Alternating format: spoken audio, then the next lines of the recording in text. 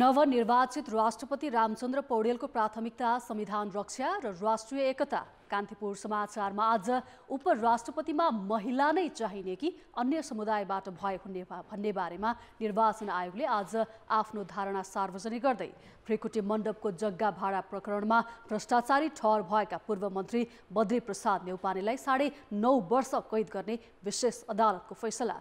अन्तर्राष्ट्रियमा जर्मनीको चर्चमा गोलीकाण्ड र खेलकुदमा आइसिसी विश्व क्रिकेट लिगमा आज युएई र पीएनजी भिड्दै। नमस्कार, अब मुख्य समाचार। संविधानको रक्षा गर्दै राष्ट्रिय एकताका लागि पहल गर्ने नवनिर्वाचित राष्ट्रपति पौडेलको प्रतिबद्धता।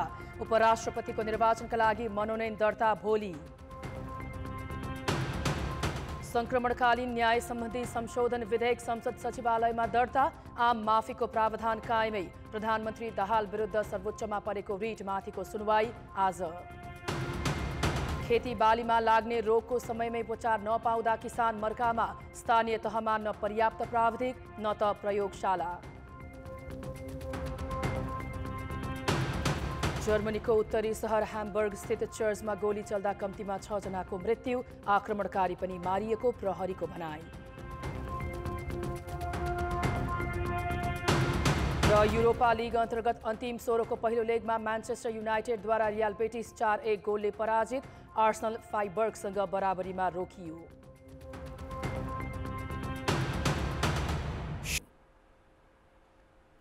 गणतन्त्र नेपालको तेस्रो राष्ट्रपतिमा रामचन्द्र पौडेल निर्वाचित भएका छन्। हिजो भएको निर्वाचनमा अर्का उम्मेद्वार पूर्व सभामुख सुभाष चन्द्र नेङमाङलाई पराजित गर्दै पौडेल राष्ट्रपति निर्वाचित भएका हुन्। नवनिर्वाचित राष्ट्रपति पौडेल आज बिहान पशुपतिनाथ मन्दिर र लगत्तै सुन्दरी जलस्थित बीपी संग्रहालय जान लागेको उनको सचिवालयले जनाएको छ।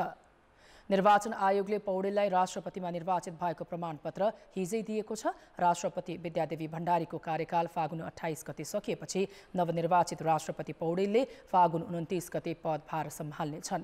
पौडेललाई प्रमुख निर्वाचन आयुक्त दिनेश कुमार थपलियाले राष्ट्रपतिमा निर्वाचित भएको प्रमाणपत्र हस्तान्तरण गरे। सोही समारोहमा प्रधानमन्त्री पुष्पकमल दाहाल, नेपाली कांग्रेसका सभापति शेरबहादुर देउवा, पूर्व प्रधानमन्त्री माधव कुमार नेपाल सहितका नेताहरूले पौडेललाई बधाई दिँदै खुसी साटासाट समेत गरेका थिए। पौडेल राष्ट्रपतिमा निर्वाचित भए लगत्तै उनको सुरक्षाको नेतृत्व नेपाली सेनाले लिएको छ। यसअघि नयाँ राष्ट्रपति चयनका लागि हिजो बिहान 10 बजेदेखि अपराह्न 3 बजेसम्म संघीय संसद भवन नयाँ बानेश्वरमा निर्वाचन भएको थियो। राष्ट्रपतिमा निर्वाचित पौडेलले 33,802 मतभार प्राप्त गरे। उनका प्रतिस्पर्धी नेङमाङले 15,518 मतभार पाए। राष्ट्रपति चुनावमा संघीय संसदतर्फ 313 सांसदले मतदान गरेका थिए भने प्रदेशतर्फ 518 सांसदले मत दिएका थिए। निर्वाचन आयोगका अनुसार पौडेलले 214 संघीय सांसद र 352 प्रदेश सांसदको मत पाए। यस्तै नेङमाङले 96 संघीय सांसद र 162 प्रदेश सांसदको मत पाए। राष्ट्रपति चुनावमा 331 संघीय सांसद मध्ये 313 र प्रदेशसभाका 550 सदस्यमध्ये 518ले मतदान गरे। 50 जना अनुपस्थित रहे। अनुपस्थित हुनेमा राप्रपाका संघका 14 र प्रदेशका 28 गरी 42 जना छन्। त्यसैगरी नेमकिपाका संघका 1 र प्रदेशका 3 जनाले मत दिएनन्। भारतमा उपचाररत कांग्रेस सांसद चन्द्र भण्डारी र चीनमा उपचार गराइरहेका माओवादीका सांसद वर्षमान पुनले मतदान गर्न पाएनन्। जसपाका 1 प्रदेशसभा सदस्यको पनि मत खसेन। एमालेका फरार सांसद लक्ष्मी महतो कोइरी पनि मतदानमा सहभागी भएनन्।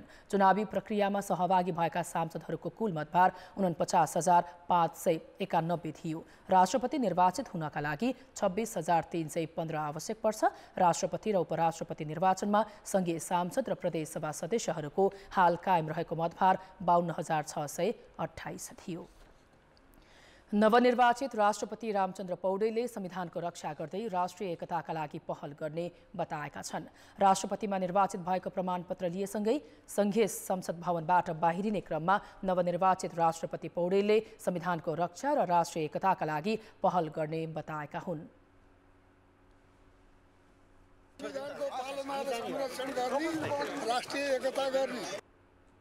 नवनिर्वाचित राष्ट्रपति पौडेलको शपथ भने सोमबार अर्थात् फागुन 29 गते हुनेछ। राष्ट्रपतिमा निर्वाचित नेपाली कांग्रेसका वरिष्ठ नेता रामचन्द्र पौडेल 8 दलको साझा उम्मेद्वार थिए। 2051 सालको मध्यावधि निर्वाचनपछि प्रतिनिधि सभाका सभामुख बनेको 28 वर्षपछि उनले राष्ट्रपति बन्ने अवसर पाएका छन्। तनहुँको रिस्ती स्थित बाहुन पोखरामा जन्मिएका नेपाली कांग्रेसका वरिष्ठ नेता पौडेलले संस्कृत भाषामा शास्त्री र नेपालीमा स्नातकोत्तरसम्म अध्ययन गरेका छन्।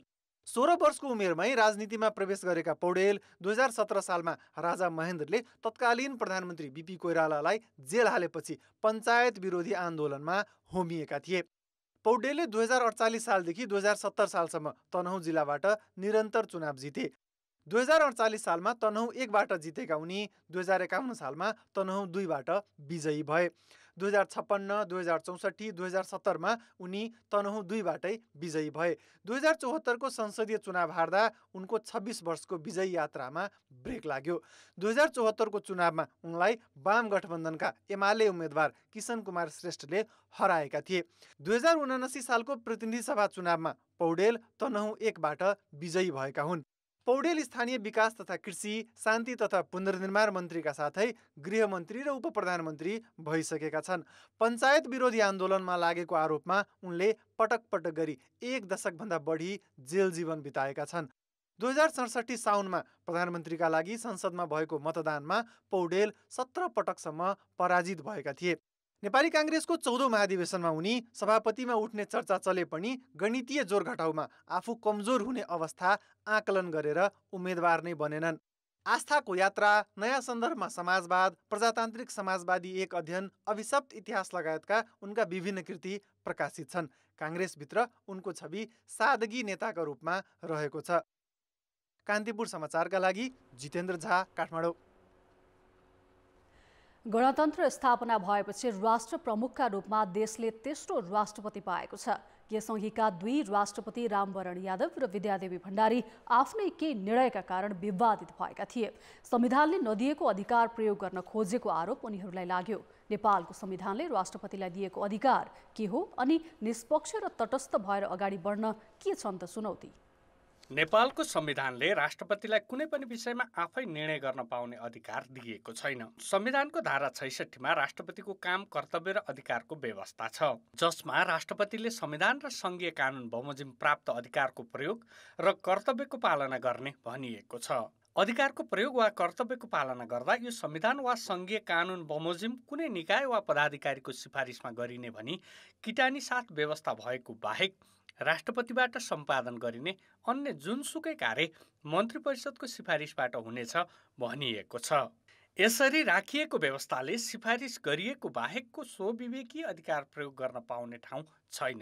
त्यति हुँदा पनि अघिल्ला राष्ट्रपति सक्रिय भएकाले विवादित बनेका थिए। प्रधानमन्त्री र उहाँको बिचमा कन्सल्टेसन जरुरी हुनसक्छ, तर यसको हुँदाहुँदै पनि के हो त भन्दा मन्त्री परिषदले गर्ने सिफारिस अथवा कुनै निकायले गर्ने सिफारिस बमोजिम गर्नुपर्ने कुनै काम छ भने त्यसलाई राष्ट्रपतिले इन्कार गर्नु पनि उचित हुँदैन। राष्ट्रपतिलाई स्वविवेकी अधिकार नदिए पनि राष्ट्र प्रमुखका रूपमा अभिभावकीय भूमिका होस् भन्ने संविधानले चाहेको देखिन्छ।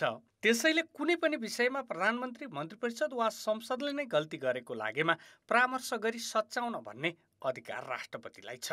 प्रधानमन्त्रीले तिमीले गर्न लागेको काम यति कारणले तिम्रो लागि प्रत्युत्पादक छ, मुलुकको लागि प्रत्युत्पादक छ, तिम्रो आगामी राजनीतिका लागि प्रत्युत्पादक छ, त्यो त्यसरी नगर, तिमीले यसरी गर्यौ भने यो राम्रो हुन्छ भनेर सम्झाएर, उसले गल्ती गर्न लागेको कुरालाई सम्झाएर उसैलाई कन्भिन्स गरेर काम गराउन सक्ने खालको राष्ट्रपति खोज्या हो। संविधानले नदिएको अधिकार राष्ट्रपतिले प्रयोग गर्न खोज्दा भने विवाद आउने गरेको छ, जुन संविधानको मर्म विपरीत हो। राष्ट्रपतिले त्यो भूमिका निर्वाह गर्दा राज्यका निकायहरूकै बीचमा समेत असन्तुलन आउन सक्छ। नवनिर्वाचित राष्ट्रपतिका अगाडि संवैधानिक भूमिका निर्वाहका लागि कस्ता छन् त चुनौती? गणतन्त्रलाई सुस्थिर बनाउने हो, सबल बनाउने हो भने अबका राष्ट्रपतिले त्यो दलीय प्रभावबाट आफूलाई मुक्त राख्नुपर्छ। जस्तै एउटा कुरा भन्छु म, कतिपय देशमा क्याबिनेटले सर्वोच्च अदालतको न्यायाधीश नियुक्त गर्छ, तर नियुक्ति गर्ने प्रति ती न्यायाधीशको वफादारीता हुँदैन, उसको वफादारीता कहाँ हुन्छ? संविधानप्रति हुन्छ। त्यसकारण राष्ट्रपतिले संविधानमा जे लेखेको छ त्यो कुरा गर्नुपर्छ। त्यसो त राष्ट्रपतिले संविधानले दिएको अधिकारभन्दा बाहिर गएर काम गर्न खोज्दा राजनीतिक दलहरूले नै पटक पटक साथ दिएको पाइन्छ।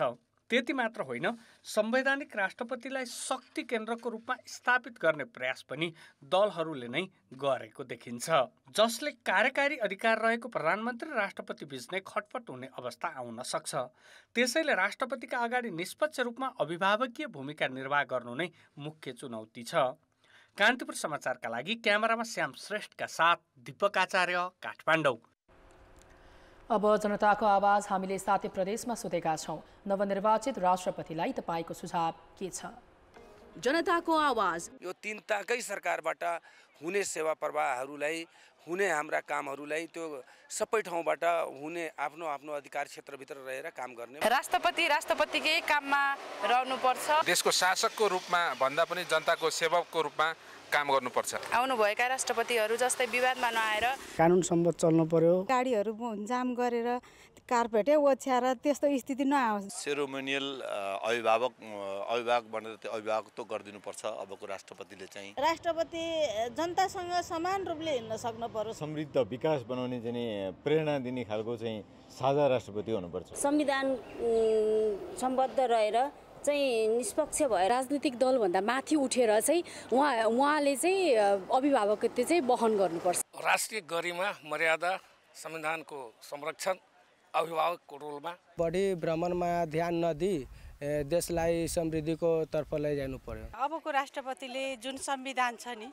संविधान अनुरूप काम गरिदिनुपर्छ। राष्ट्र र राष्ट्रियता अनि जनताको विषयमा उहाँको योगदान पुग्नुपर्छ। संविधानको रक्षा गर्नै पर्ने राष्ट्रपतिको मुख्य जिम्मेवारी र संविधानलाई कार्यान्वयन गराउन पर्ने त्यो पनि जिम्मेवारी छ। पार्टीतर्फ ध्यान नदिकन देशलाई कसरी बनाउने, देशलाई कसरी सुधार्ने, जनताको मनोभावना र संविधानको पालना गर्दै जनताले चाहे जस्तो राष्ट्रपति बन्नुपर्छ। संविधानको रक्षा र कार्यान्वयन गर्नु पर्यो। देश र जनताको हितको लागि काम गर्दै र संविधानको रक्षा गर्दै अगाडि बढ्नको लागि सुझाव दिन चाहन्छु। संविधानमा उल्लेखित भएका कुराहरूलाई पालना गरेर उहाँले काम गर्नुपर्छ। जनताको राष्ट्रपति भएर जनताको हक हितको लागि जनताको संरक्षण, संविधानको संरक्षण। राष्ट्रपति चाहिँ राष्ट्रको हुनुपर्छ, ताकि एउटा पार्टीको हुनु हुँदैन। राष्ट्रपति भनेको राष्ट्र प्रमुख हो, त्यसैले उहाँ चाहिँ स्वतन्त्र र निष्पक्ष हुनुपर्दछ। संविधानको सफल कार्यान्वयन गर्न सफल हुनुहोस् भन्ने।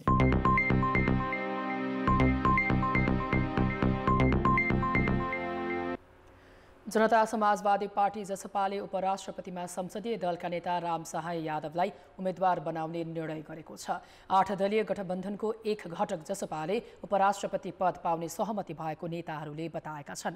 जसपाको केन्द्रीय कार्यकारिणी समितिको बैठकले यादवलाई उपराष्ट्रपति उम्मेद्वार बनाउने निर्णय गरेको हो। यादव बारा क्षेत्र नम्बर 2बाट निर्वाचित सांसद हुन्। उनी उपराष्ट्रपति भएमा अध्यक्ष उपेन्द्र यादव त्यही निर्वाचन क्षेत्रबाट उपचुनाव लड्ने तयारीमा छन्। कांग्रेसले राष्ट्रपति र जसपाले उपराष्ट्रपतिमा उम्मेद्वार उठाउने सहमति भएकाले जसपाले उम्मेद्वार अघि सारेको प्रवक्ता मनिष सुमनले बताएका छन्। गत मङ्सिर 5 गते सम्पन्न निर्वाचनमा सप्तरी 2बाट उम्मेद्वार रहेका जसपा अध्यक्ष यादव जनमत पार्टीका अध्यक्ष सीके राउतसँग 18,000 भन्दा बढी मतान्तरले पराजित भएका थिए।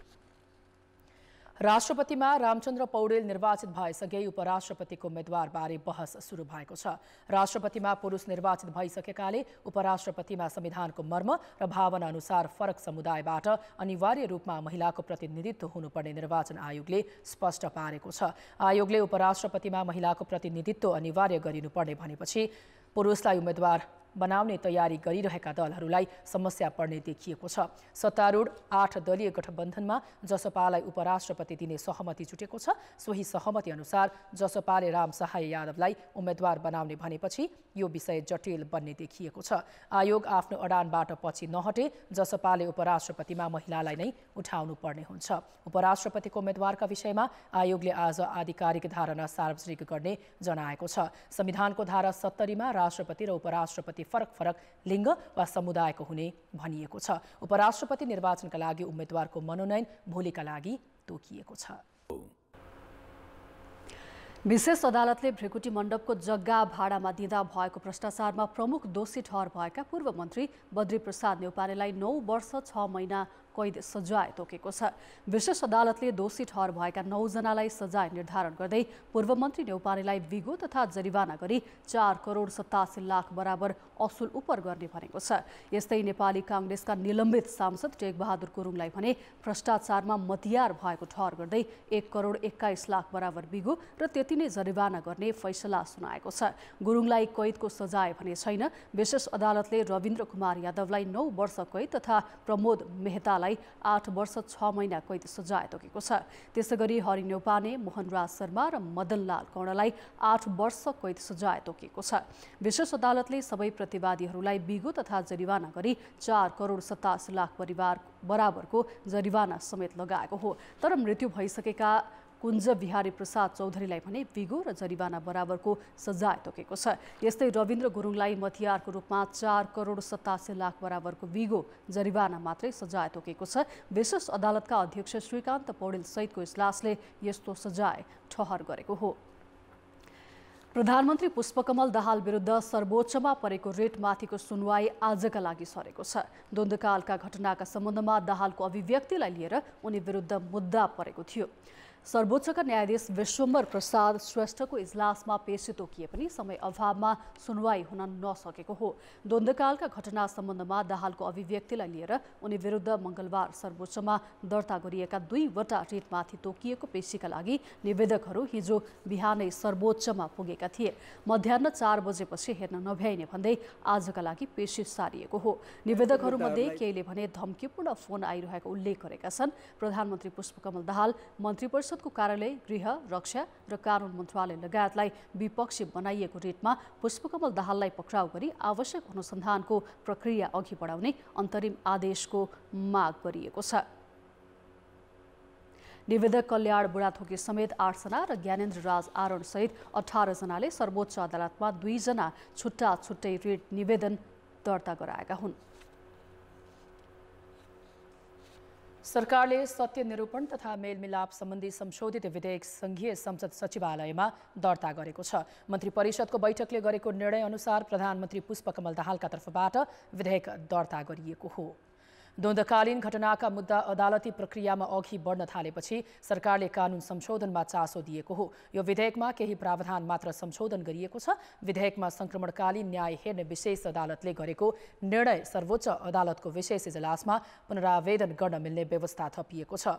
यसअघिको विधेयकमा संक्रमणकालीन न्यायका मुद्दा हेर्ने विशेष अदालतले गरेको फैसला अन्तिम हुने र त्यस विरुद्ध पुनरावेदन नलाग्ने व्यवस्था थियो। तर त्यसको सरकारवालाहरूबाट विरोध भएपछि सरकारले केही परिमार्जन गर्न लागेको हो। यसअघिको विधेयकमा सत्य निरूपण तथा मेलमिलाप आयोग र बेपत्ता व्यक्तिको छानबिन आयोगको अवधि 2 वर्ष राखिएको थियो। त्यसलाई कायमै राखिएको छ।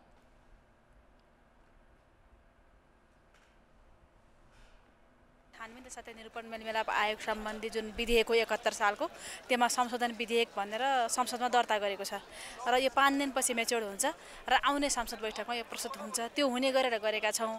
यसमा चाहिँ हामीले थपिएका त्यति धेरै विषय छैनन्। अलिअलि कोष सञ्चालनको विषय छ एउटा, हैन, अनि एउटा चाहिँ थोरै अब पहिला पनि भएको, तर यो जुन सम्पत्ति हस्तान्तरणको विषय हो, बेपत्ता नागरिकहरूको सम्पत्ति अहिले पनि हस्तान्तरण गर्ने प्रचलित कानुन अनुसार गर्दा त्यो अलि समस्याको कुराहरू आइराखेकै छ सम्बन्धित पीडित परिवारलाई। त्यसैगरी हदम्यादको व्यवस्था भने परिमार्जन गरिएको छ। यसअघि 2 मध्ये कुनै आयोगले मुद्दा चलाउन सिफारिस गरेमा 6 महिनाभित्र निर्णय गरिसक्नुपर्ने प्रावधान रहेकोमा अहिले 1 वर्ष बनाइएको छ। विधेयकमा यसअघि आमाफीको प्रावधान राखिएकोमा अहिले पनि फेरबदल गरिएको छैन। किसानले खेतबारीमा लगाएको अन्नबालीमा रोग किराको प्रकोपको सामना गरिरहनुपर्छ। समयमै मल बिउ नपाउने किसानले बालीमा लागेको रोगको निदान समेत पाउँदैनन्। स्थानीय तहसँग बाली नालीमा लाग्ने रोगबारे अनुसन्धान गर्ने प्रयोगशाला नै छैनन्। माथिल्लो तहबाट हुने अनुसन्धानको रिपोर्ट आउँदासम्म नोक्सानी भइसकेको हुन्छ। गत वर्ष यसै सिजनमा प्युठानको झिमरुकफाँटमा किसानले लगाएको गहुँमा सिन्दुरे रोग देखा पर्यो। यो रोगले झिमरुकफाँटको करिब 40% गहुँ बालीमा क्षति पुर्यायो। झिमरुकफाँटमा अहिले फेरि सिन्दुरे रोग देखा परेको छ, तर किसानहरूलाई सिन्दुरे रोगको उपचारबारे ज्ञान छैन। किसानको समस्या त अब धानमा पनि रोग लाग्ने, गहुँमा पनि रोग लाग्ने, अब अब उसले वाडाले नगरपालिकाले अब हेर्न आउनुहुन्न। बारीमा गाउँ छर्छु रोग लाग्छ, खेतमा धान लगाउँछु धानमा रोग लाग्छ, अब यसलाई कसरी निप्टौँ भन्ने मुद्दा आउँछ। अनि नगरपालिकाले औषधि पाइन्छ अरे भन्छ, उहाँको छैन भन्छ। त्यसो त गत बर्खामा यो फाँटमा धानमा पनि रोगको प्रकोप देखिएको थियो। पातमा काला धब्बा देखिने, जरा कुहिएर बोट सुक्ने समस्या देखिएपछि प्रधानमन्त्री कृषि आधुनिकीकरण परियोजना धानजोन प्युठानलाई किसानले गुहार लगाए। तर बाली संरक्षण प्रयोगशाला बाँके र धानबाली अनुसन्धान केन्द्र धनुषाले अनुसन्धानका लागि नमुना सङ्कलन गरेर लगे पनि हालसम्म रिपोर्ट आएको छैन। धान रोप्ने समय फेरि आउनै लाग्दा पनि गत वर्षकै रोगको पहिचान नहुँदा स्थानीय तहका कृषि कार्यालय र किसान दुवै अलमलमा छन्। अलिकति समस्या नै छ। कृषकहरू आएर सोध्नुहुन्छ के रोग हो, अब यो पटक हामी डराउने कि नडराउने, के गर्नुपर्ने भन्नुहुन्छ। अब समस्या चाहिँ छ, हामी पनि केही भन्न नसक्ने अवस्थामा छौँ। खेती गर्दाखेरि कसरी गर्ने, त्यसलाई बेर्ना गर्दाखेरि कसरी गर्ने भनेर त्यो इस्टिमेटमा छ हामी। धान र गहुँ जस्ता मुख्य बालीमा रोग देखिन थालेको वर्षौं भइसक्यो। तर रोग पहिचान, रोकथाम र निवारणका लागि भइरहेका प्रयास निकै सुस्त छन्। वर्षौंदेखि एकै खाले रोग किराको सामना गर्नुपर्दा बालीनालीको उत्पादकत्व घट्दै गइरहेको छ। किराहरूले चाहिँ असाध्यै नोक्सान गरिरहेछ। यो किराहरूले नोक्सान गर्दाखेरि खेतीपाती राम्रो भएको छैन। किरा लायो, मकैलाई मकै हुन दिएन, घाँस धान शुद्धमा गएर खायो। औसी गोमा यस्तो सिन्दुर लाछ। कृषि प्रधान देशका किसानले मल बिउ सिँचाइको समस्या त झेल्नु परेको छ नै, रोग किराको प्रकोपले पनि उस्तै शास्ति थपेको छ। कृषिमा व्यावसायिकताको नारा लगाउने स्थानीय तहहरूले बाली नालीमा लाग्ने सामान्य रोग किराबारे अनुसन्धान गर्न प्रयोगशाला खोल्नेतर्फ ध्यान दिन जरुरी छ। कान्तिपुर समाचारका लागि शमशेर विक्रम जीसी, झिमरुक फाँट, प्युठान।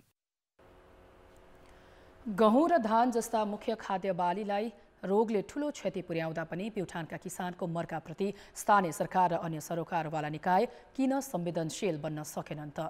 थप कुराकानी गर्न प्युठानबाट हाम्रा सहकर्मी शमशेर विक्रमजीसी अहिले प्रत्यक्ष सम्पर्कमा छन्। शमशेर, गहुँ र धान जस्ता मुख्य खाद्य बालीमा रोग लागेर उत्पादन नै घट्दै गएको छ। समस्या समाधान गर्न ढिलासुस्ती हुनुमा कसको कमजोरी देखिन्छ? अनिता, खास गरेर प्युठानमा किसानहरूले वर्षौंदेखि धान र गहुँ बालीमा रोग किराको प्रकोप भोग्दै आइरहेका छन्। तर यसको रोकथामका लागि र यसको निवारणका लागि चाहिँ अहिलेसम्म कतैबाट पनि पहल भएको छैन। स्थानीय तहहरूले ठोस रूपमा चाहिँ त्यस्ता खालका योजनाहरू बनाउन नसक्दा रोग किराबाट कसरी बच्ने भन्ने, त्यसको निवारण कसरी गर्ने भन्ने विषयमा योजनाहरू बनाउन नसक्दा र उपल्लो तहबाट पनि त्यही खालको योजनाहरू नबन्दा चाहिँ अहिले किसानहरू मारमा परेका छन्। र समग्रमा भन्नुपर्दा प्युठानमा किसानहरूले भोगिरहेको यो समस्यामा ठुलो कमजोरी चाहिँ तिनै तहका सरकारहरू, जसले कृषि प्रधान देशका नागरिकहरूलाई जुन खालको सहयोग गर्नु पर्थ्यो रोग किराहरूको निवारणमा, त्यो खालको सहयोग चाहिँ तिनै तहका सरकारहरूले गर्न नसकेको र तिनै तहका सरकारहरूको कमजोरी हो भन्न सकिन्छ। धानमा रोग देखिएपछि बाली संरक्षण प्रयोगशाला बाँके र धान बाली अनुसन्धान केन्द्र धनुषाले अनुसन्धानका लागि लगेको नमुनाको रिपोर्ट आउन किन ढिलाइ भइरहेको हो? खास गरेर गत वर्ष प्युठानको धान खेतमा चाहिँ धान बालीमा ठुलो क्षति भएको थियो। रोगको संक्रमण देखिएपछि ती धानहरू ठुलो सङ्ख्यामा चाहिँ ठुलो क्षेत्रफलमा नष्ट भएको थियो र सोही विषयलाई लिएर चाहिँ धानबाली प्रयोगशाला केन्द्र धनुषा, खजुरा लगायतका स्थानहरूबाट चाहिँ विभिन्न जिल्लाका स्थानीय तह, अन्य कृषिसँग सम्बन्धित कार्यालयहरूले उनीहरूलाई चाहिँ प्युठान बोलाएर यसको बारेमा के छ त, कसरी समाधान गर्न सकिन्छ, के रोग हो भनेर उनीहरूलाई बोलाएका थिए। उनीहरूले त्यो खालको रोग परीक्षणका लागि चाहिँ प्रयोगशालासम्म यहाँबाट नमुना लगेर गएको भनेर हामी पनि त्यो अवस्थामा फिल्डमा पुगेका थियौँ। तर अहिलेसम्म त्यो नमुना लगेको नमुनाको चाहिँ अहिलेसम्म चाहिँ कुनै पनि नतिजा आएको छैन। के कारणले रोग लागेको हो, रोग कुन खालको रोग हो र अब किसानले कसरी अगाडि बढ्नुपर्छ भनेर अहिलेसम्म चाहिँ त्यस्तो खालको कुनै पनि सूचना स्थानीय तहहरू, जिल्लासँग सम्बन्धित रहेका अन्य कृषिसँग सम्बन्धित कार्यालयहरूलाई त्यो खालको नमुनाहरूको रिपोर्ट अहिलेसम्म नआएको भनेर हामीले जानकारी प्राप्त गरेका थियौँ। हिजो मात्रै मैले प्रधानमन्त्री कृषि आधुनिकीकरण परियोजना कार्यालयमै पुगेर यो विषयमा बुझ्ने प्रयास गर्दा चाहिँ खास गरेर उहाँहरूले नमुना लगेको, तर त्यसभन्दा पछाडि चाहिँ उहाँहरू सम्पर्कमा नभएको, बारम्बार सम्पर्क गर्दा यो चाहिँ प्रयोगशालामा यसको परीक्षण क्रम भइरहेको भनेर जानकारी हामीलाई मात्रै भएको छ। किसानहरूले पनि हामीलाई बारम्बार अब धान रोप्ने बेला भइसक्यो, अब हामी कसरी जान सक्छौँ, गत वर्षको पुनः फेरि त्यही अवस्था दोहोरिने हो कि भनेर किसानहरूले कार्यालयमा आएर त्यो खालको गुनासो गरिरहँदा कार्यालयसँग अहिले जवाब दिने कुनै पनि माध्यम छैन। कार्यालयले हामीले चाहिँ किसानहरूलाई जुन खालको सुझाव दिएका छौँ, अब पहिलेको जसरी बिउ लगायतका विभिन्न विषयहरूलाई चाहिँ ध्यान दिएर लगाउने गर्नुहोस्, त्योभन्दा बाहेक हामीसँग कुनै पनि स्रोत साधन छैन त्यस्ता खालका रोग निवारणका लागि भनेर उहाँहरूले जवाफ दिनुभएको छ। र प्रयोगशालाबाट चाहिँ खास गरी प्रयोगशालाले नै ढिलै गर्नुको कारणले गर्दा चाहिँ जिल्ला तहसम्म त्यसको रिपोर्ट नआएको भनेर हामीले बुझेका छौँ। शमशेर, जसरी अब स्थानीय तहहरूले पालिका स्तरमा आवश्यक कृषि प्राविधिक र प्रयोगशाला खोल्ने विषयमा कतिको गम्भीरता देखाएका छन् त? अब स्थानीय तहहरूले विशेष गरेर कृषिमा हामीले मुख्य एजेन्डा हाम्रो कृषि हो, कृषिलाई हामीले प्राथमिकता दिएका छौँ भनेर कुराहरू गर्नु छ। तर कृषिलाई जुन खालमा उहाँहरूले योगदान गर्नुपर्ने थियो, स्थानीय तहले जुन खालका कदमहरू चाल्नुपर्ने थियो त्यस्ता खालका कदमहरू स्थानीय तहले चालेको हामीले पाएका छैनौँ। जिल्ला तहमा 9 स्थानीय तहहरू रहेका छन्। सामान्य खालका प्राविधिकहरू स्थानीय तहमा भए पनि केही कार्यालयहरू अहिले पनि कृषिका कार्यालयहरू स्थानीय तहका कृषि शाखाहरू एकजना कर्मचारी एउटा कर्मचारीको भरमा सञ्चालन भइरहेका छन्। जिल्लाका केही स्थानीय तहहरूमा पनि प्राविधिकहरूको पनि निकै समस्या छ। त्यसै गरी अब प्रयोगशाला स्थापना गर्ने त्यस्ता खालका रोग किराहरूको संक्रमणलाई बाट बचाउने, कृषिलाई व्यावसायिक बनाउने विषयहरूमा अझै पनि स्थानीय तहहरूले सोच्न नसकेको हामीले पाएका छौँ। स्थानीय तहहरूसँग त्यस्ता खालका कुनै पनि योजनाहरू अहिलेसम्म उहाँहरूले बनाउन सक्नु भएको छैन। प्रयोगशाला बनाउने त्यस्ता खालका विषयहरू अहिले पनि स्थानीय तहहरूको प्राथमिकतामा परेका छैनन् र उहाँहरूले बनाउने सबै खालका योजनाहरूमा पनि त्यस्ता खालका विषयहरू नसमेटिएको हामीले पाएका छौँ। अब क्षति भएको बालीको किसानले बिमा पाउँछन् कि पाउँदैनन्? बिमा नभए क्षतिपूर्ति नदिने बारे स्थानीय तहले योजना बनाएका छन् कि छैनन्? अब यो बिमाको कुरा गर्दा प्युठानमा चाहिँ कृषिको बिमा एकदमै न्यून हामीले पाउँछौँ। कृषिको बिमा व्यावसायिक रूपमा अन्य कृषि गरेकाहरूले चाहिँ अब सामान्य रूपमा बिमा गर्नुभएको छ भने गहुँ धान लगायतका कृषिहरूको अहिलेसम्म बिमा गर्ने परिपाटी प्युठानमा छैन र कुनै पनि किसानले अहिलेसम्म गहुँ तथा धानहरूको चाहिँ मकै लगायतका विभिन्न कृषि बालीहरूको चाहिँ बिमा गर्नुभएको छैन। र गत वर्ष जुन खालको क्षति भयो त्योभन्दा अघिल्लो वर्ष करिब प्युठानको गहुँ बालीमा 40%, झिमरुक फाँटको 40% क्षेत्रफलमा चाहिँ सिन्दुरे रोग देखा परेको थियो। अहिले पुनः किसानहरूमा त्यही समस्या देखिएको छ। बारम्बार एउटै समस्या देखिरहँदा चाहिँ कृषि सम्बद्ध स्थानीय तहहरू भए कार्यालयहरूले चाहिँ त्यसलाई बिमा गर्नेतर्फ पनि कुनै ध्यान दिएका छैनन् अहिलेसम्म। त्यसै गरी अब यो क्षतिपूर्तिको कुरा गर्दा स्थानीय तहहरूले अब गत वर्ष चाहिँ गहुँ खेतीमा जुन खालको रोग लागेको थियो त्योबाट पनि किसानले अहिलेसम्म क्षतिपूर्ति पाएका छैनन्। धानको अहिलेसम्म रिपोर्ट आएको छैन के कारणले रोग लागेको भनेपछि त्यो विषयमा पनि स्थानीय तहहरू र सम्बद्ध कार्यालयहरूले क्षतिपूर्ति दिने कुरालाई चाहिँ अहिलेसम्म कुनै पनि योजनाहरू अगाडि बढाएका छैनन्, कुनै पनि पहल नै भएको छैन भने अहिले पनि त्यही खालको समस्या देखिएको छ। त्योबाट किसानहरू अहिले पनि आशावादी छैनन् हामीले अब रोग निवारण गर्छौँ र अब यदि रोगले नष्ट भइहाल्यो भने र रोगले जति क्षति गरेको छ त्यसको हामीले क्षतिपूर्ति पाउँछौँ भन्ने किसानहरूलाई कुनै पनि खालको आशा छैन। हस्, धन्यवाद शमशेर। उनी थिए हाम्रा प्युठान सहकर्मी शमशेर विक्रमजीसी। गहुँ र धान जन्य मुख्य खाद्य बालीमा रोगले ठूलो क्षति पुर्याएपछि किसान मर्कामा परेको बारे हामीलाई जानकारी गराउँदै अर्थ र विकास। सरकारले आयातित तरकारी तथा फलफुलमा विषादी परीक्षण व्यवस्थित गर्ने प्रस्ताव पुनः विषयगत समितिमा पठाएको छ। मन्त्री परिषदको बैठकले पुरानो प्रस्तावमा नरहेका विषयलाई थपेर पुनः नयाँ प्रस्ताव छिटोभन्दा छिटो मन्त्री परिषदमा पेश गर्ने निर्देशन समेत दिएको छ। हाल नाकामा 2 समूहका विषादी मात्र परीक्षण हुने गरेकोमा अब सबै समूहका विषादी परीक्षण गरिनुपर्ने र जीवनाशक विषादीको अधिकतम सीमाको निर्धारण समितिबाट हुनुपर्ने मन्त्री परिषदले जनाएको छ। प्रधानमन्त्रीको कार्यालय को निर्देशनपछि कृषि तथा पशुपन्छी विकास मन्त्रालयले प्रयोगशालाको क्षमता विस्तार र जनशक्ति थप्ने तयारी गरेको छ। यसको क्षमता विकास र यसको दायरा विस्तार गर्नुपर्ने तपाईले भने जस्तै यो आवश्यक छ र यसका लागि हामीले अहिले एउटा स्पेशल भनौँ न एउटा स्पेशल प्रपोजलै हामीले मन्त्रालयमा पनि त्यो कृषि विभाग मार्फत फरवार्ड पनि गरेका छौँ र त्यसमा चाहिँ यसको दायरा खास गरेर यो सिन्थेटिक पाइरेथ्रोइड र डाइथायोकार्बामेट समूहका विषादीहरूको पनि परीक्षण गर्ने। आयातित विषादीयुक्त तरकारीले बजार पाएको र स्वदेशमा उत्पादित तरकारीले मूल्य नपाएको भन्दै आलोचना भएपछि सरकारले नाकामा विषादी परीक्षण व्यवस्थित गराउने तयारी थालेको हो। उपभोक्ता कर्मी तथा कृषि विज्ञले पनि स्वच्छ खाद्यान्न पाउने नागरिकको मौलिक अधिकार रक्षा गर्न माग गर्दै आएका छन्। मन्त्री परिषदले चाहिँ यसको गम्भीरतालाई अझै राम्ररी लिए जस्तो लाग्दैन, किनभने विषादी जस्तो कुरामा त यो र ऊ भनेर चाहिँ वर्गीकृत गरेर विषादी छुट्याएर हुँदैन। बिख भनेको जसो भए पनि बिखै हो। पुस 11 गतेको मन्त्री परिषद बैठकले समितिमा विचाराधीन रहेका सबै प्रस्ताव रोकेको थियो। उपभोक्ताको स्वास्थ्यसँग सरोकार राख्ने प्रस्ताव रोकेको भन्दै सरकारको आलोचना भएको थियो। साथै प्रदेश र नाकामा रहेका प्रयोगशालामा अर्गानोफस्फेट र कार्बोमेट समूहका विषादी मात्र परीक्षण हुने गरेको छ। नेपालमा वार्षिक 16 अर्बभन्दा बढीको तरकारी आयात हुने गरेको छ। चालु आर्थिक वर्षको 6 महिनामा मात्रै 9.5 अर्बभन्दा बढीको आयात भइसकेको छ। वाणिज्य ब्याङ्कका प्रमुख कार्यकारी अधिकृतहरूको संस्था नेपाल ब्याङ्कर्स एसोसिएसनले ऋणीलाई राहत दिन प्रिमियर 1% घटाउने निर्णय गरेको छ। हिजो बसेको एसोसिएसनको बैठकले बढीमा 5% प्रिमियर थप्ने निर्णय गरेको हो, जुन अहिले ब्याङ्कहरूले 6% थप्दै आएका छन्। यो निर्णय चैत 1 देखि लागू गरिनेछ, तर यो व्यवस्था नयाँ ऋणीका लागि मात्रै लागू हुनेछ। पुसमा ब्याङ्कहरूको औसत आधार दर 10.91% छ, जसमा यसअघि 6% थप जोडेर ऋणको ब्याज तोक्दै आएकोमा अब 5% मात्रै तोकिने भएको छ। त्यसैगरी बैठकले बचतको ब्याज दर घटाउने निर्णय गरेको छ। चैत 1 गतेदेखि बचतको ब्याज 6 देखि 8% कायम गर्ने निर्णय भएको हो, जुन अहिले 6.42 देखि 8.4% सम्म छ। बचतको ब्याज घट्ने बित्तिकै आधार दर कम हुन्छ र कर्जाको ब्याजमा पनि कमी ल्याउन सहयोग पुर्याउँछ। कुल निक्षेपमा ब्याङ्कहरूले 3.21% सम्म ब्याज दर दिँदै आएका थिए। यसलाई घटाएर 3% मा झारिएको छ। अब जनमत हाम्रो प्रश्न छ, मृगोला रोगीको उपचार सेवा सहज बनाउन के गर्नु पर्ला? ए, सबै प्रदेशमा सेवा विस्तार, बी, पूर्वाधार र जनशक्ति थप, र सी, नियमित परीक्षणको व्यवस्था।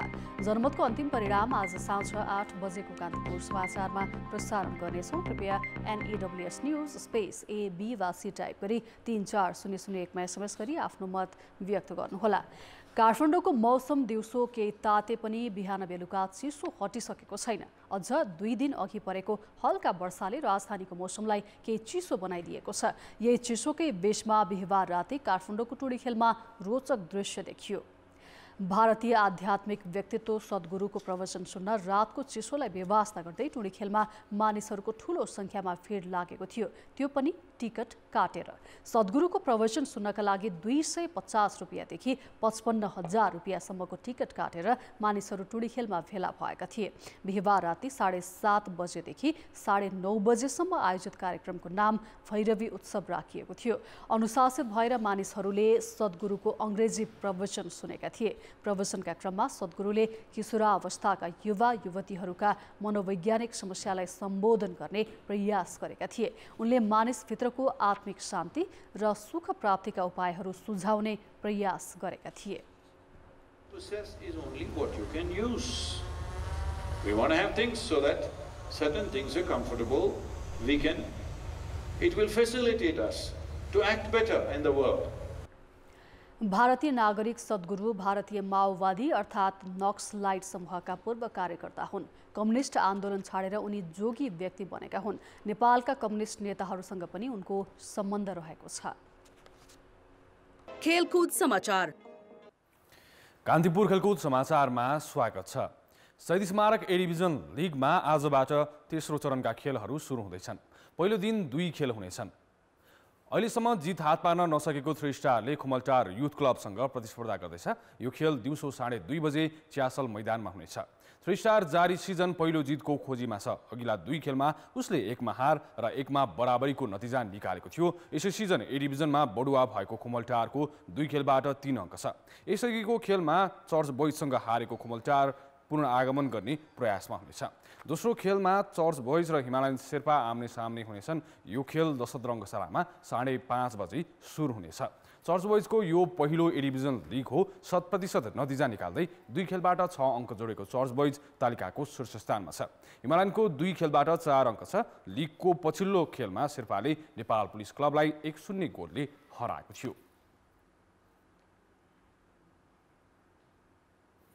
युरोपा लिग अन्तर्गत अन्तिम 16को पहिलो लेगमा घरेलु टोली म्यान्चेस्टर युनाइटेडले स्पेनिस क्लब रियल बेटिसलाई 4-1 गोलले पराजित गरेको छ। ओल्ड ट्राफोर्डमा भएको खेलको 6औं मिनेटमा नै एरिक टेन ह्यागको टोलीले मार्कस रासफोर्डको गोलमा अग्रता बनाएको थियो। उच्च फर्ममा रहेका रासफोर्डको यो युरोपा लिगमा 5औं गोल हो। 32औं मिनेटमा पेरेजले गोल फर्काएपछि पहिलो हाफ 1-1 गोलको बराबरीमा रोकियो। दोस्रो हाफमा युनाइटेडले 3 गोल थपेको थियो। युनाइटेडलाई खेलमा फर्काउन ब्रुनो फर्नान्डेजले 1 गोल र 1 असिस्ट गरेका थिए। उनले मिलाइदिएको पासमा एन्टोनी मार्सेलले गोल गरेका थिए। 58औं मिनेटमा उनी आफैले गोल गरी टिमलाई 3-1 गोलले अघि राखे। फर्नान्डेजको यो जारी सिजनको 8औं गोल हो। 82औं मिनेटमा वेगोस्टले गोल गरी टिमको जित सुनिश्चित बनाएका हुन्। पहिलो लेगमा हात पारेको यो जितपछि युनाइटेडको क्वार्टर फाइनल पुग्ने सम्भावना बलियो भएको छ। प्रिमियर लिगमा लिभरपुलसँग 7-0 गोलले हारेपछिको पहिलो खेलमा नै युनाइटेडले उत्कृष्ट पुनरागमन गरेको हो। यता अर्को क्लब आर्सेनल स्पोर्टिङ लिस्बनसँग 2-2 गोलको बराबरीमा रोकिएको छ। 22औं मिनेटमा विलियम सालिबाले गोल गरी पाउनाटोली आर्सेनललाई अघि राखेका थिए। 34औं मिनेटमा स्पोर्टिङका लागि गोन्सालो इनासियोले खेल बराबरीमा ल्याए। 55औं मिनेटमा पाउलिहिनोले गोल गरेपछि घरेलटोली लिस्बन 2-1 गोलले अघि रह्यो। 62औं मिनेटमा हिडेमासा मोरिटोले आफ्नै पोस्टमा गोल गरेपछि आर्सेनल हारबाट जोगिएको छ। यस्तै इटालियन क्लब युभेन्टसले फ्राइबर्गलाई 1-0 गोलले हराएको छ। उसको जितमा एङ्गल डी मारियाले 53औं मिनेटमा गोल गरेका थिए। यस्तै रोमाले रियल सोसिडाडलाई हराएको छ। नेपालमा जारी आइसिसी विश्व क्रिकेट लिग 2 अन्तर्गत त्रिकोणात्मक सिरिजमा पपुवा न्युगिनी र युएई भिड्दैछन्। खेल नेपाली समयअनुसार बिहान 9:30 बजे टियु मैदानमा सुरु हुनेछ। पहिलो खेलमा पिएनजी घरेलु टोली नेपालसँग 52 रनले हारेको थियो। आज युएई माथि जित दर्ता गर्दै पिएनजी खेलमा फर्किने लक्ष्यमा छ। यी दुई बीच 2 सातामा यो तेस्रो भेट हो। लिग 2 अन्तर्गत घरेलु टोली युएई विरुद्धको दुवै खेलमा पिएनजी विजयी भएको थियो। सो सिरिजको पहिलो खेलमा पिएनजीले 131 रनको जित दर्ता गरेको थियो। दोस्रो खेलमा युएई 5 विकेटले पराजित भएको थियो। तर पिएनजीको विश्वकप छनौट र एकदिवसीय मान्यताले निरन्तरता पाउने सम्भावना भने सकिसकेको छ। तालिकाको पुछारमा रहेको पिएनजीको मात्र 9 अङ्क छ। 6औं स्थानमा रहेको युएईको विश्वकपको ग्लोबल क्वालिफायरमा सिधै छनौट हुने सम्भावना सकिए पनि शीर्ष 5 मा रहने सम्भावना बाँकी नै छ। आफ्नो मैदानमा भएको खेलमा उसले मात्र 1 जित हात पारेको थियो।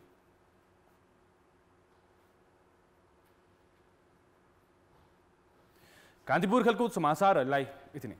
कान्तिपुर समाचार अहिलेलाई सकियो। यसपछि गुड मर्निङ नेपाल हेर्न सक्नुहुनेछ। कान्तिपुर टेलिभिजन हेर्दै गर्नुहोला। नमस्कार।